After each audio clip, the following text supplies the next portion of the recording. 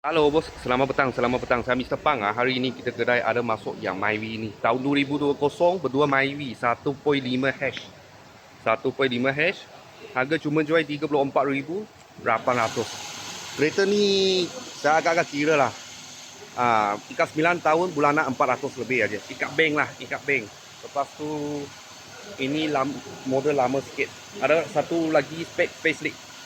Tapi ini pakai AC ni lagi abok. Boleh nampak lampu. Dia pakai LED. Dalam leather. Dalam leather. Banyak cantik.